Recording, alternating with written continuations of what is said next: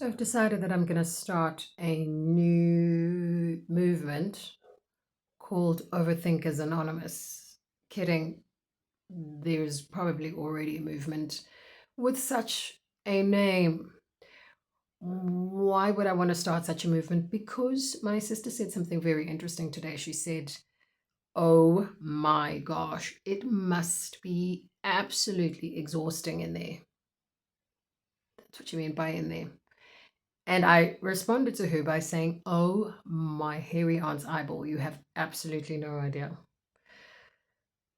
And the reality is that as much as we are taught to prize thinking, to really slow down a lot of what we are doing in our lives and being mindful about it by actually applying our thinking, in many ways, maybe for me, in many ways, this dirty habit of overthinking can get my nervous system so jacked up that I don't actually know not only what the difference is between what's the wrong or the right decision for me.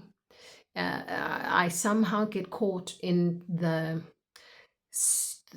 cortisol spike of bouncing from 20 different, from option to option to option to option to option in 20 different ways, and never actually grounding into what actually feels safe and resonant in here. Now, what's ironic is one of my specialities when I do really drop in and feel what feels safe is just having this natural capacity to know how to lock into flow and how to welcome in what really feels good and aligned and what often draws in amazing surprises and beautiful gifts. However, the catch 22 I have noticed, and this is why I'm calling myself out on this. The catch 22 is when I am making a decision, but it affects other people.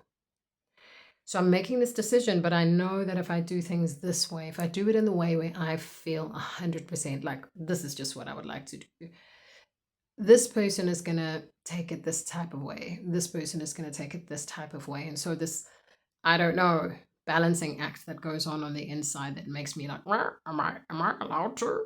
Am I allowed to just do what I want to do?" You would never say that. That's a glitch in my matrix with all of this insanity going on. It's not insanity, it is marvelous unicorn wonder.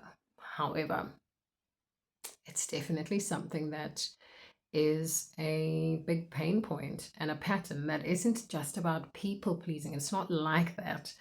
I am quite feisty and sassy in many, many ways, but I notice because I'm so tender hearted, I almost overthink every scenario that will mean that somebody might take a hit or somebody might not perceive that I really love them and care about them or whatever it might be, fill in the blanks. Ultimately, it is rooted in many ways in just not wanting to make other people uncomfortable in order to make myself comfortable.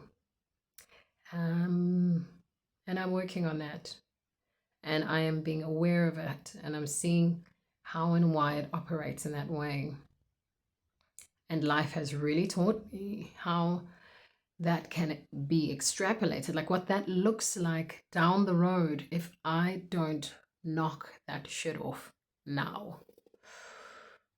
Anywho, here's to trying to change the story, to change the narrative, to allowing myself to care deeply whilst also not feeling thrown about when what I choose, my safety,